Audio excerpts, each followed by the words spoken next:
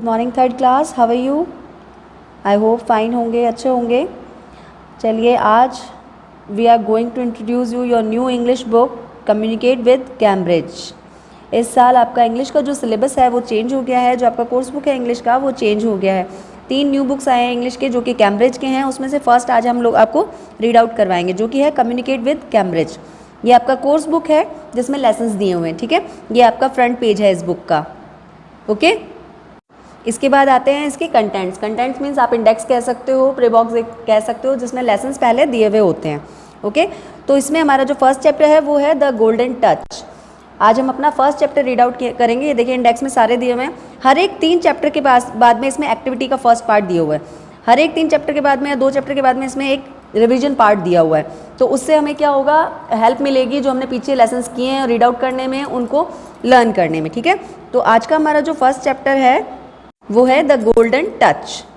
ये है आज का हमारा फर्स्ट चैप्टर, गोल्डन टच मतलब सुनहरा स्पर्श, ठीक है। तो चलिए स्टार्ट करते हैं। बहुत इंटरेस्टिंग लग रहा है ये लेसन पढ़ने में तो कि भाई बहुत अच्छा होगा, मज़ेदार सा टॉपिक है। तो चलिए, आपने आई होप जो स्टोरी मैं पढ़ाने वाली हूँ आपको, आप लोगों ने कईयों ने पहले सुनी भी होगी, दादी ने या नानी ने किसी ने सुनाई होगी। तो चलिए स्टार्ट करते हैं। इसमें वार्म अप दिया हुआ है। सबसे पहले वार्म अप दिया हुआ है जिसमें देखिए make a list for things you own value the most, tell your class why this things are important to you. सबसे पहले आपको इसमें वार्म अप दिया हुआ है, आप चाहें तो घर पे करके भी देख सकते हैं। एक्टिविटी है एक तरीके की कि आपको ऐसी 4 चीज़ों की लिस्ट बनानी है जो आपके लिए बहुत वैल्यू रखती है, यानी महत्व रखती है, ठीक है। अब ये स्टोरी किसके बारे में है वो देखते हैं। ये स्टोरी है the story is about king Midas in a myth from Greek. Myth क्या होता है बेटा? मिथ ऐसी काल्पनिक कथाएं होती हैं जो सिर्फ कल्पनाओं के आधार पर बनती हैं, जिनका कोई अर्थ नहीं होता, तथ्य नहीं होता, बट उनको पढ़ने में बहुत मज़ा आता है, इंटरेस्टिंग होती है वो बहुत, ठीक है। तो ये है a myth is a traditional story, एक हमारी पारंपरिक स्टोरी है, कहानी कह सकते हैं, that has been hundred from the one generation to the next, जो कि हम जनरेशन टू जनरेशन सुनते आते हैं। जैसे मेरी नानी ने मुझे कोई कहानी सुनाई, मैं छोटी थी जब नानी बहुत कहानियाँ सुनाती थी हम लोगों को, तो आज मैं वो अपने बच्चों को सुनाती हूँ। आप लोग भी आपके घर में सुनते होंगे मम्मी से, नानी से, दादी से कहानियाँ। तो ये जो कहानियाँ होती है जनरेशन टू जनरेशन, जैसे नानी ने मेरे को सुनाई, आज मैं अपने बच्चों को सुना रही हूँ, तो जनरेशन टू जनरेशन चेंज होती जाती है, एक से दूसरे के पास अपने आप पहुँच जाती है। Myth usually a lot of magic and excitement. Myth यानी काल्पनिक जो कथाएं होती हैं उनमें बहुत इंटरेस्ट होता है, मैजिक होता है, जादू, मतलब उनमें कुछ भी हो सकता है, जो रियलिटी में नहीं होता वो सारे मिथ में हो सकता है। तो चलिए स्टार्ट करते हैं हमारा आज का story. Once upon a time there was a king called Midas. He was rich, very rich, and he was fond of collecting gold. एक बार की बात है, एक राजा था मिडास जो कि बहुत अमीर था और उसे गोल्ड यानी सोना इकट्ठा करने का बहुत शौक था। दो he loved gold a lot, क्योंकि वो सोने से बहुत प्यार करता था। There was one thing in the world he loved more, it was his lovely little daughter. इसके अलावा भी एक चीज़ और थी जिसे वो बहुत ज़्यादा प्यार करता था, और वो थी उसकी इकलौती डॉटर यानी उसकी बेटी, उसकी एक छोटी प्यारी बेटी जिसे वो बहुत प्यार करता था। King Midas kept all his gold in a dark room in the palace. King Midas अपना सारा, राजा मिडास अपना सारा सोना जो है वो कहाँ रखता था? अपने महल के एक अंधेरे कमरे में। He would go down this dark room and spend hours just looking at the old gold and had collected. और वहाँ पर वो जाकर कई बार वहाँ जाता था और कई घंटे वहाँ बिताया करता था और उस सोने को देखता रहता था, यानी निहारता रहता था। He never knew the value of his collection. उसे वो कभी अपने इकट्ठे करे हुए सोने की वैल्यू नहीं जानना चाहता था, because he never counted the number of ingots he had. Ingots, what is the meaning of ingots? Ingots होते हैं बेटा, आप शिलाभूत कह सकते हो, एक पत्थर कह सकते हो, सोने की ईंट कह सकते हो, छोटी ब्रिक कह सकते हो, बिस्किट जैसी छोटी छोटी ब्रिक्स होती हैं। तो उसे बहुत सारे वो उसने इकट्ठे किए हुए थे। He love to sit down and just look at his gold. उसको बस बैठ कर उन सोने को निहारना बहुत अच्छा लगता था। He should have been a happy man, उसे तो बहुत खुश होना चाहिए था, बट ही वॉज नॉट, लेकिन वो नहीं था। ही ऑलवेज वॉन्टेड मोर, क्योंकि वो और ज़्यादा चाहता था। देखिए इस पिक में भी दिखाया हुआ है, आई वॉन्ट मोर। उसने सोने की ब्रिक जो है हाथ में ली हुई है, इनगोट्स, और उसको लेके वो क्या बोल रहा है? आई वॉन्ट मोर, मुझे और चाहिए। One day sitting in the dark room watching over the gold, he saw a stranger appearing out of the shadow.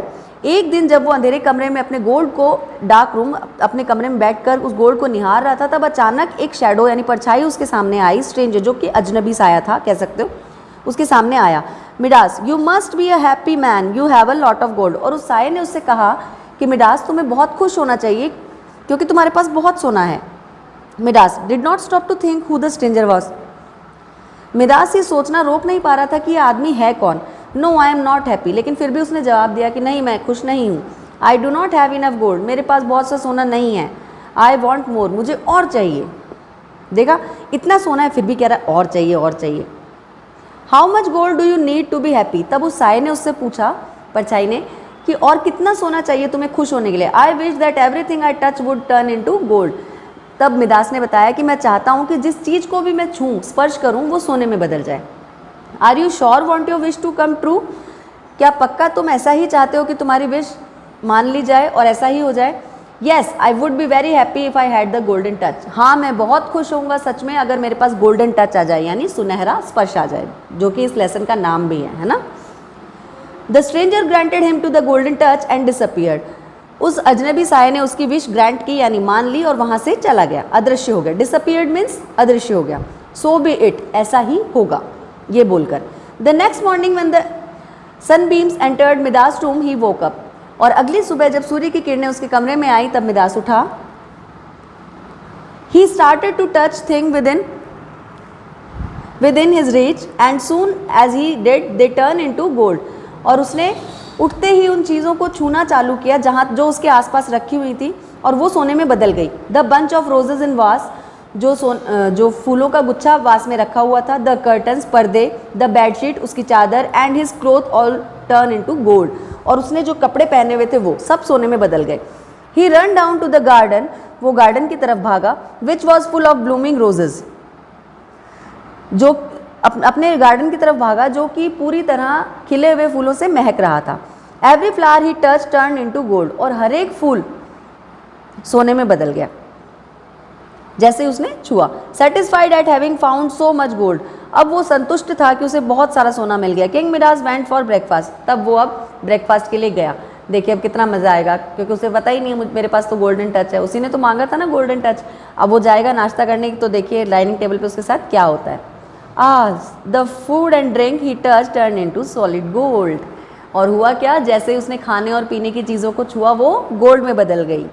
The worst was still to come, और जो सबसे बुरी बात उसके साथ हुई थी वो क्या थी। His little daughter who rushed into his arms, उसकी छोटी बेटी जो भागकर उसकी बाहों में आई थी, जैसे ही उसने उसे पकड़ा वो सोने के स्टैचू में बदल गई। Now Midas was in great sorrow and despair, और अब मिडास बहुत ज़्यादा दुखी था और निराश था। डिस्पेयर मतलब निराश हो जाना, टूट चुका था।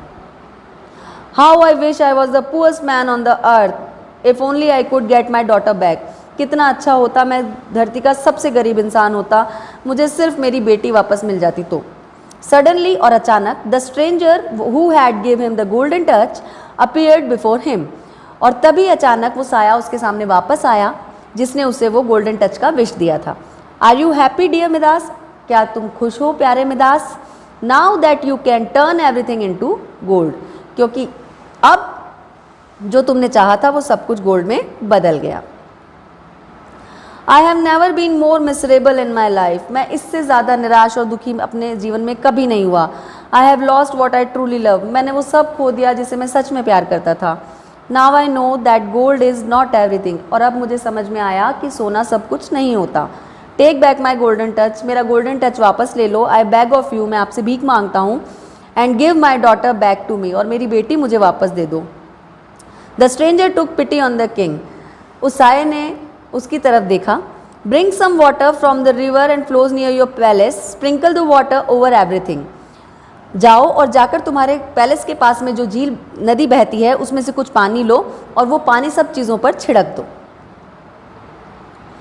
Midas rush to fill a jug with the river water, Midas जल्दी में भागा उस नदी की तरफ और उसने वो पानी से जग भर लिया। Soon the jug and the king outfit started getting back to their original state, और जैसे उसने वो जग भरा पानी से, वो जग भी वापस वैसा हो गया जैसा था, और किंग के जो कपड़े थे, राजा के जो कपड़े थे, वो भी वापस शुरू हो गए वैसे ही होने जैसे उसने पहन रखे थे। He then poured some water over his daughter statue, और उसके बाद उसने कुछ वाटर जो है पोर किया, मतलब डाला अपने बेटी के स्टैचू के ऊपर। इमीडिएटली, और तुरंत, his little daughter smiled and hugged him, उसकी छोटी बेटी हंसी और उसे हग किया।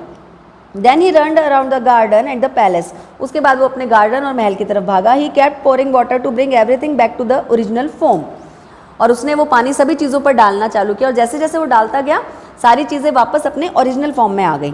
After this king Midas went to become a wise and noble king. और इस घटना के बाद राजा मिदास, क्योंकि वो समझ गया था कि अब सब कुछ सोना ही नहीं होता, सोने के अलावा भी जीवन में ऐसी बहुत सी चीज़ें हैं जिसकी इंसान को ज़रूरत होती है, तो वो समझ गया था ये चीज़ और उसके बाद वो बहुत ही दयालु किंग बन गया था। He had learn that gold was not most precious thing in the world, क्योंकि वो ये बात समझ चुका था कि गोल्ड ही दुनिया में सब कुछ नहीं है, उससे ऊपर भी बहुत कुछ होता है।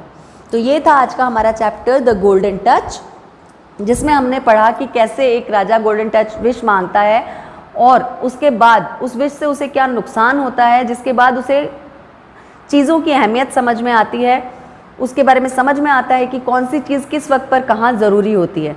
तो इसी तरह ये चीज़ आपकी लाइफ में भी नेसेसरी है कि जिस चीज़ की जहाँ ज़रूरत हो उस चीज़ को वहीं पर काम में लें, उसके अलावा ये ना सोचे कि ये चीज़ मेरे और कहाँ कहाँ काम आ सकती है। तो बेटा हमेशा ये ध्यान रखना, जैसे इस घटना से हमें क्या प्रेरणा मिलती है कि लालच बहुत ज़्यादा नहीं करना चाहिए, है ना। तो ये थी आज की हमारी story. Tomorrow we will start our exercise of this chapter. Till then have a good day, good bye.